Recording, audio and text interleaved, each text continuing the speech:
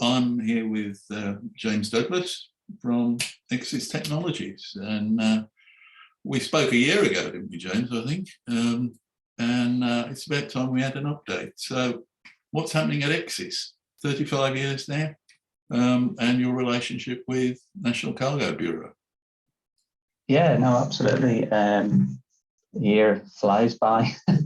a lot's happened in that year, but yeah, no, if I pick up 35 years, yes, I think we're into this, coming up to the 37th year. So I myself have been here 12 years, so it's a lot of, I guess the great thing about Exis is we're steady and stable for our core business, but what we're always looking to do is expand. And as you know, with NCB, we'll be coming up for 5 years now since we were merged into the NCB Group, and it's been hugely successful.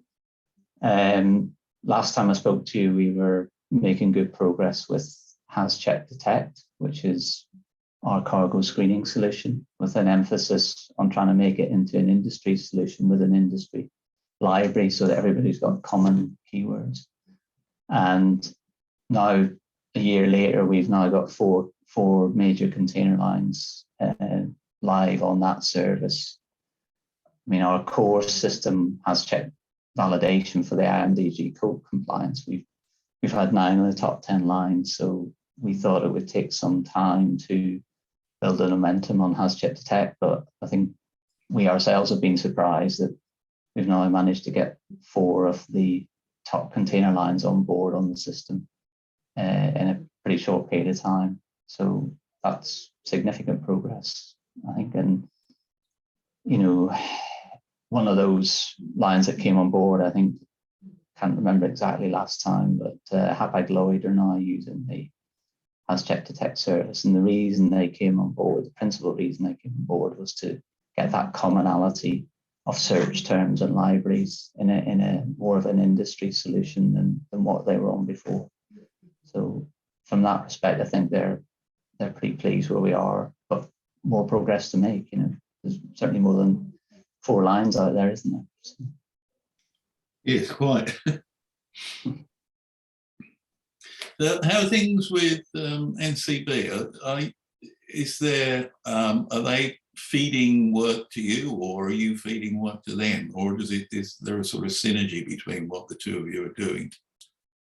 Yeah, well, I mean, again, probably surprised personally how much synergy there's been. I always expected there would be synergy, but it's actually been, I think, more beneficial for the two organisations than certainly I would have believed, and some of the others. I mean, to give you an example, we've just appointed, or NCB Group have just appointed Mike Durkin, who was our operations manager. He's been appointed CIO for NCB Group. So for the overall NCB operation and for the Exis operation, he's now Chief Information Officer across the whole board. And that really comes about from what I've spoken to you about before. I mean, a big part of what we're doing is obviously helping people comply with IMDG Code, trying to find cargo that doesn't comply, but also using the data that we're building up in that process to drive new solutions and innovative solutions. So having a CIO right across the board who understands the data, not just that we generate in Hazcheck, but also what NCB generate in the inspection processes that they carry out. So that was pretty important, and not just the data aspect, but the cyber security as well, because having a common cyber security is very important, obviously, especially with our customers and container lines. So Mike Durkin, there's a real synergy there now right across the group on that, which has been great. Mm-hmm. Mm-hmm. I mean, you mentioned that you're using, or you can leverage, if you like, the inspection data that NCB is coming up with. Clearly, the lines are doing their own work on that as well, and we've seen some moves to fine shippers of misdeclared cargoes. How's that working, do you think? Is that are you responsible as Hazcheck detect for helping that trend? Well, yeah, I mean, I guess so. I mean, I can't really. I mean, yes, you're right. Some of the lines of just fines, and I think that will have an impact. Obviously, one, however that plays out. I'm not 100% sure how that plays out, but I mean, it's certainly something that the findings that come out of Hazcheck Detect will help identify those either shippers who just don't have the competence, or who are rogue shippers or fraudulent shippers. So it certainly will feed into that. But I think that, from our side anyway, I think the big part is better education, better data, better information to try and avoid that in the first place if possible. I mean, there'll always be the rogue shippers, but I think there's also a lot out there where people just lacking the confidence and the knowledge, and that feeds through from what NCB do as well, because when they do the physical inspections, they will try to advise and educate the people if they find something wrong, rather than necessarily a fining process. I mean, obviously, if somebody's doing things repeatedly and they're fraudulent, then you have to look at that. But a lot of the times, it's much more about trying to educate the people, use the information we find out to educate and advise. And that you mentioned the data and the links, but it's both ways really, because we can use the data feedback we get from inspections to influence what we search for in the search terms when we're screening, but vice versa, we can use the results of screening, what do we find, and what might be sensible to inspect, if you see what I mean. Mm-hmm. So it's kind of a two-way process, and that's still maturing. It's it's not 100% there, far from it, but it's maturing. Yeah, I mean, do you think the fines are large enough, significant enough to concentrate the minds of rogue shippers, or are they just going to go off and find a less scrupulous carrier? I think it will certainly focus the minds of some people, yes, but I think there'll also, as you say, be the unscrupulous ones who will probably try and go off and do it a different way. And I mean, that comes back to the importance of this industry approach and the industry library. So, you said, where are we a year later? And what I didn't really cover there was that using Hazcheck Detect, we now have Maersk Line, Hapag-Lloyd, ONE, and PIL have just joined the Hazcheck Detect service. So not only have they joined the service, but what we've been doing over the last 12 months is consolidating the data, the rules, the keywords that they search for. So, when we trying to combine, particularly Hapag and Maersk Line, who've been doing this sort of screening for quite a long time, they both had over 4,000 search terms, and a lot of them are common, but they have variations. So they may have, if you had, for instance, calcium, say, you wouldn't necessarily just search for calcium, you'd search for different derivatives of it, and you might exclude things from your search terms or include things. So for each of those 4 different lines, they all had slight different variations and all of that. So what we've been working very hard over that last 12 months to try and consolidate that, to make sure that we have the best of what's out there. And that also is things like fuzzy logic searching, because although that sounds maybe simple, what you find is when you delve into it, that you bring 4 different parties together and they all do that slightly differently. So we've consolidated that. We've also consolidated things like searching for words out of order. So if it was divinyl benzene, for instance, people might try and split that up. Again, different people have had different terms. So 12 months of trying to work on that, we've learned an awful lot. And that's where we're getting to on that industry library, so that, if one company gets a hit, we want to make sure that everybody else gets a hit, so that the rogue shipper who doesn't like the fine will get picked up exactly the same elsewhere. And that's the challenge, which we're a lot better off than we were 12 months ago, but it's still work to do. Yeah. So, in other words, for every new line that comes on board with Hazcheck Detect, you can use their experience already to improve the service. Yeah, absolutely. I mean, as I say, we find a lot of commonality anyway. You know, if you, let's say, maybe 80% commonality, but the fine details in that 20% then, you know, is different people. And it can be to do with different trade lanes, different markets, that sort of thing as well. But yeah, no, it's true to say that everybody's come on board. They get a lot out of that straight away because they get interactive screening. They're screening for misdeclared, undeclared, and it's real time, try and prevent the cargo loading. But then when we get down to the search terms, there's always some consolidation and improvement. But we've got a process for that, and I've worked quite hard on developing a process which we're now able to follow. And at the back end now, we're starting to apply machine learning to that as well, so that it's not just, you know, have all the great terms. It's, you know, once we have those, what do they deliver? Do they actually deliver, you know, useful hits and so on? And how can we improve them? And in the past, maybe a lot of that's been manual, but with applying the machine learning, we can automate that a little bit better in terms of updating the rules. So you said you've got, was it 9 of the 10 or 8 of the 10 lines on Hazcheck already, but only 4 on Hazcheck Detect? Yeah, so on our IMDG validation service, yeah, there's 9 of the top 10, and we've now got 4 on this, which, you know, you said yourself, we were going for over 35 years. So I'm not saying it took 35 years to get 9 in the top 10, but, you know, it took quite a while. So getting 4 onto the detection service, we're happy with that. But you know, we're not delighted finished. You know, we've got to keep going. And lots of things are going on there. You know, it's not an exclusive club.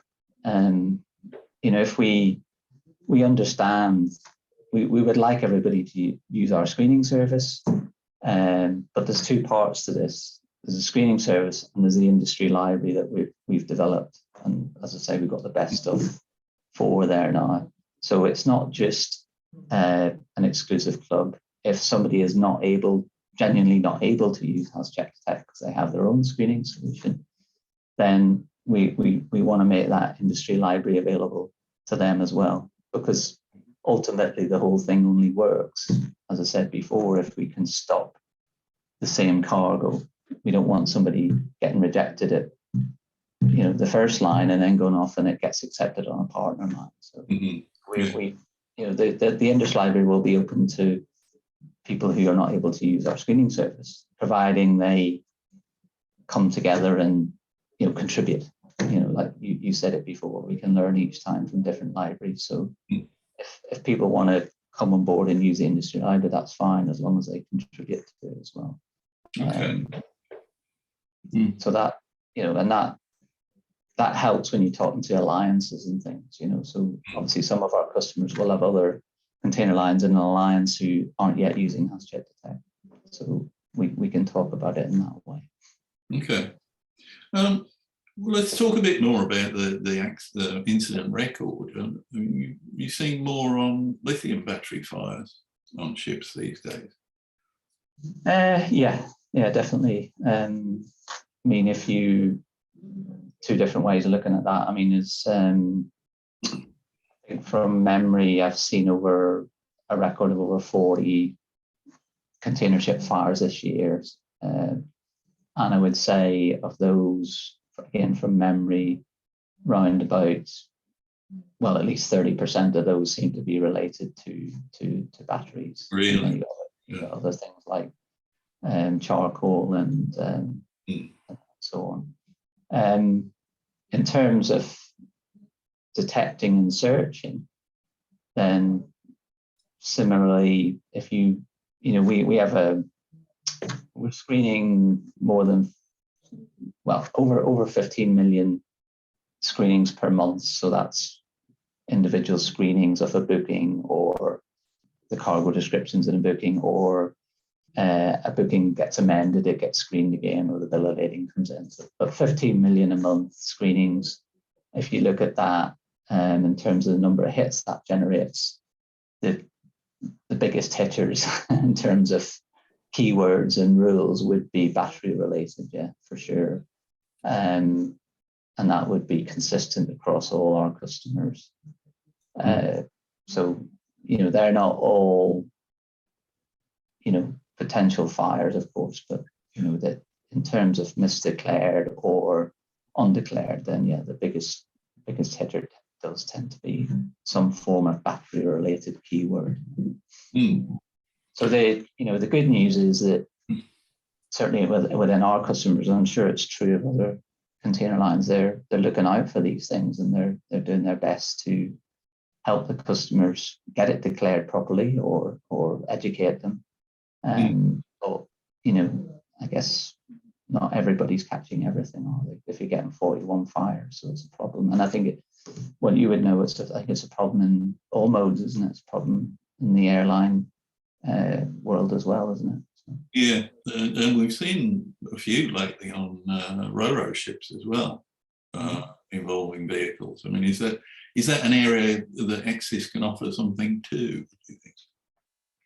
Yeah, well, I mean, Hazcheck tech can be used. It's a generic solution, as is the library. So it doesn't have to be used by container ship operators. It can be used by, well, anybody, frankly, but certainly by roll-on, roll-off ferry operators. I mean, as Hazcheck validation customers, we have, a lot of the certainly European roll-on, roll-off operators as customers, but it's not something we've got into just yet. I think, you're really talking probably more the mainline deep sea carriers, aren't you? But yeah, it's a generic solution, Hazcheck Detect. In fact, many of our customers use it not just for dangerous goods, but they're also using it for other compliance cargoes. So, wildlife, waste, things like that. So it's, because although we didn't necessarily push and market it like that, it is generic in nature. You can build any rule you like based around any keyword. So they are using it for that as well. Okay. That's interesting. Yeah. Well, the other thing we have to consider, I suppose, is the biennial update to the IMDG Code, which is coming soon. Is there anything we need to know about that? Yeah, so we're, this is one of our busiest periods generally in every cycle. So just, as well as working with helping NCB with inspections and also Hazcheck Detect, we've obviously got to make sure we look after our bread and butter, which is the IMDG compliance software, Hazcheck Validate. I would say, I would characterize it as it's not one of the biggest updates. So, there's nothing too serious in it, really. We do produce a summary of changes in advance of every IMDG Code update, and I'm sure you guys get involved in that as well. But I haven't necessarily got all the detail in front of me, but I can certainly classify it as a fairly, not. There's no significant big hitters in it, and I was very happy to share that summary of changes with yourselves if you want to publish something around that. But it's there's data changes, new UN numbers, that sort of thing. That's pretty, again, bread and butter that we would update and get that available, and also special provisions, things like that. But there's nothing massively difficult for us anyway in terms of updating it. Obviously, individual commodities and UN numbers will have little tweaks which will affect some customers, but in overall terms, it's not an enormous update. No, but you've still got to get the new Hazcheck prepared in time, I guess. Yeah.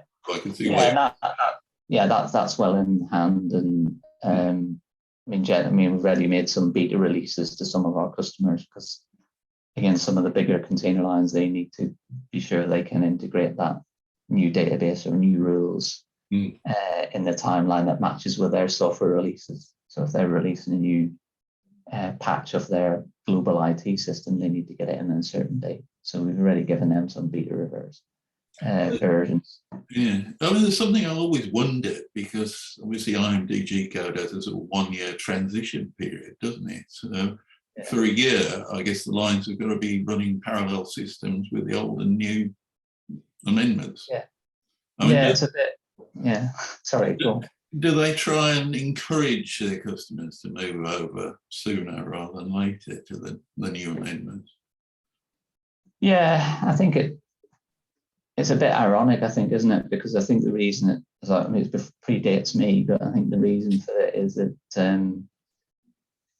people like the container lines asked for a bit of time to do these things, because it was hard to update their IT systems, so they didn't want to change from one database to another and overnight. And I guess if you ask most of them now, they'd probably prefer to do that rather than carrying 2 databases for years. And of course, then so that gives IT issues for them, I think, but also means that customers can ask to book against either version, can't they? So I think, I think if you ask most of them, they prefer just to flip from one to the other these days. But they manage it. I mean, it's in their, I guess it's in their system. Yeah. They manage it. Well, the airlines don't seem to have too much trouble switching. Yeah. No, I think if you started again right now, you wouldn't do it that way, would you? It can only lead to confusion somewhere along the line. You did say, you did mention the special provisions, and I understand IMO is going to be looking at that. Have you got any? Because I think there's a feeling that maybe some shippers are hiding behind special provisions. Do you have any handle on that? What might happen? I wouldn't be able to give you any details on it. I mean, like you, I know that's been discussed in the various working groups looking at it, because I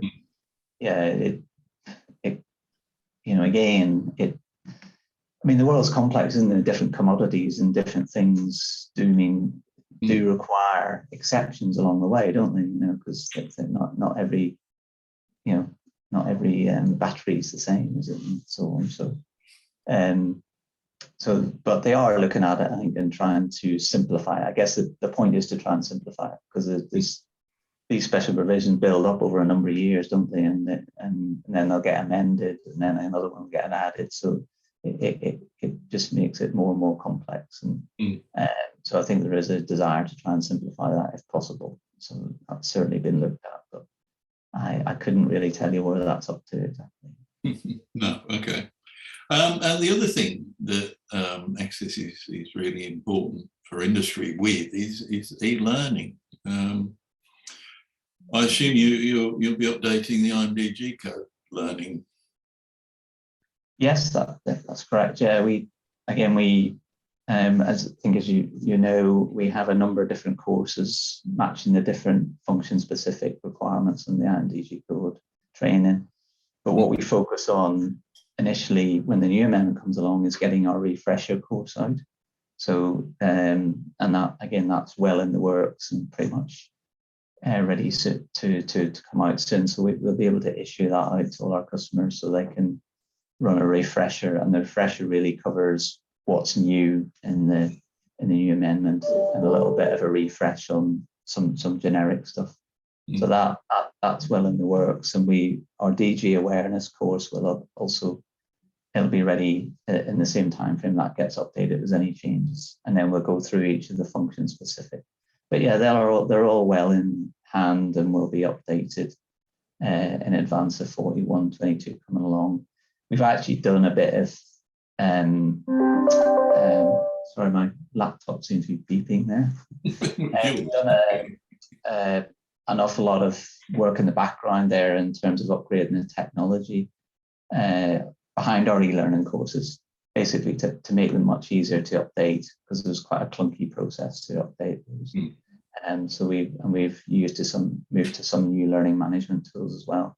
So a lot of time and effort has been put into that over the last 18 months. So hopefully people see the benefits of that. And by the way, I should have said on the validation side, there's a similar thing going on where consolidating all our technology there as well. So quite a full-ranging review of our technologies has gone over the last 18 months, which will result in a lot of consolidation and improvement of our products in terms of how we maintain them, but also how they look and feel for the customers as well. I guess we've all been learning a lot about e-learning over the past couple of years. Yeah, no, definitely. I mean,